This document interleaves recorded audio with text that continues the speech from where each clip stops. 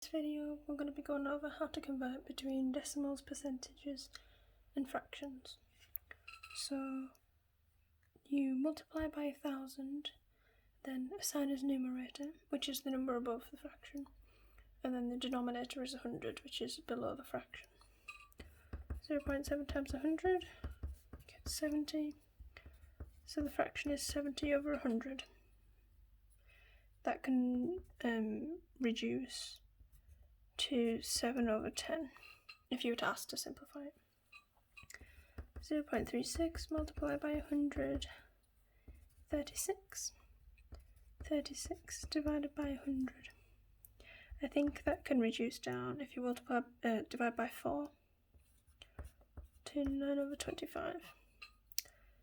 Now with this one, the dot above the 4 means reoccurring, means it goes on forever basically. So there's a way to find out this in a fraction if you don't have a calculator. So if we assign a variable r to equal 0.4 recurring, we multiply it by 100, so multiplied by 100 is 44.4 recurring. Now if we minus these, we can get 99r, so 100r minus r to get 99r, and then 44.4 recurring minus 0.4 recurring to get 44. So the recurring cancels out. And now to get r as a fraction, we divide by 99 on both sides. It cancels on this side, and on the right you get 44 over 99. This reduces to 4 over 9 if you divide by 11. And there you go. So from fraction to decimal, use the chunking method, also known as the bus stop method, and it's a way of dividing. So if you did 70, 63. So we know that 70 doesn't fit into 63. But if we add a 0, we have to add a decimal point because it can't fit in as a number. So we add a decimal point here as well. Now we assume it's 630, let's say. So how many 70s go into 630? So the answer is 9. Like 9 times 7 is 63. So 9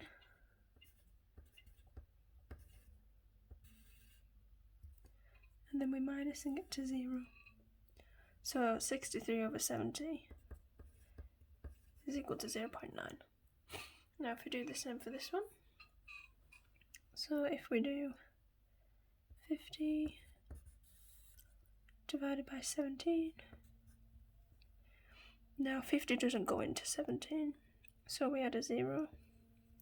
We always try and write in columns, just so we know where the decimal place goes. So how many 50s go into 170? So that would be 3, right, to get to 150. So we got 150, 3 times 50. We minus them to get to 20. Now, how many 50s go into 20? Well, they don't, which is why you just need to add another 0.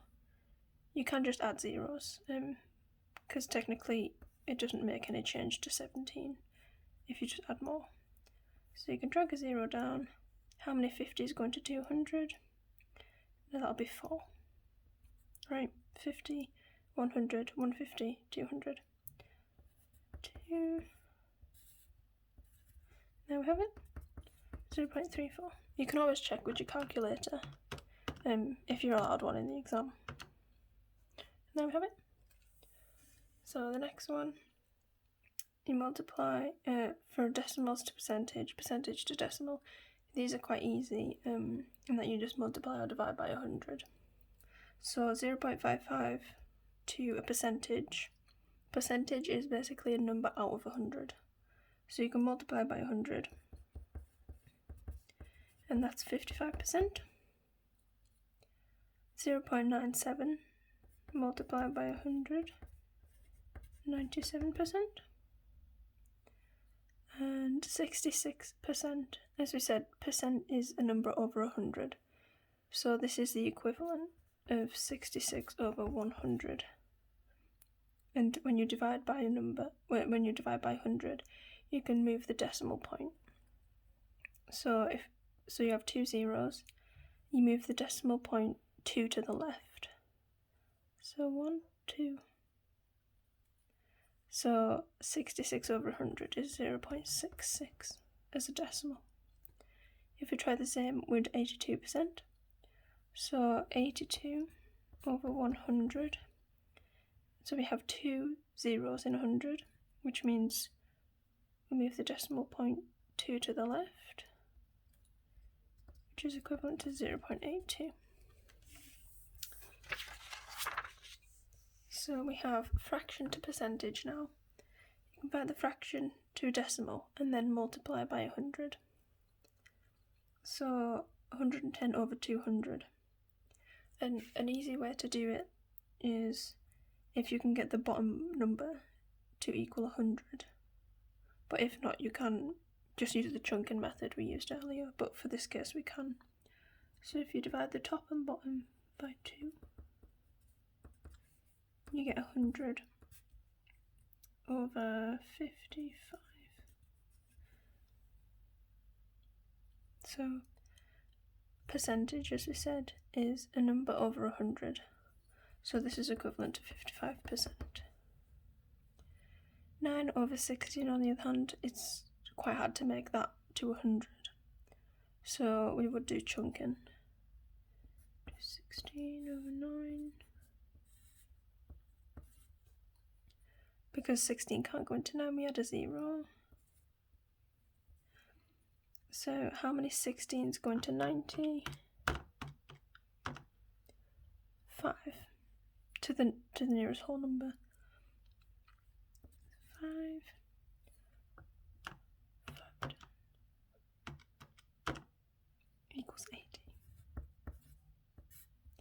We minus. We know 16 can't go into 10. So 16 to 100. And 6. Yep, 6.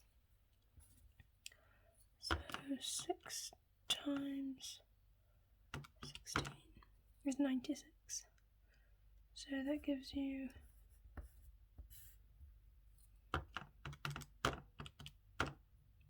this 4.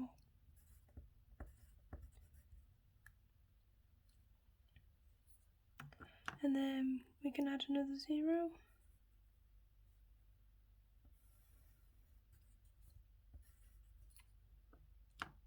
Uh, 16 into 40, we can multiply it by 2. And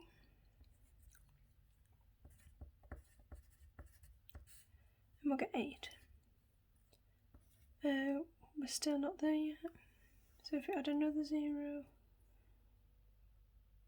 get 80. And 80 goes into 16 5 times. And finally at the end. So 9 over 16 is 0.5625 as a decimal. Then to get it as a percentage, you multiply by 100. So it equals 56.25%. Percentage to fraction. Set percentage as numerator, denominator is 100, then simplify. So percent, the definition is basically the number over 100. So it's equivalent to 54 over 100. Can we simplify? Yep. To 27 over 50. So basically divided by 2 for both of them. If we do the same here, 62 over 100. You know you can simplify if they're both even, or if they're both a multiple of 3. You get 31 over 50. 40% can multiply to 2/5. 87%.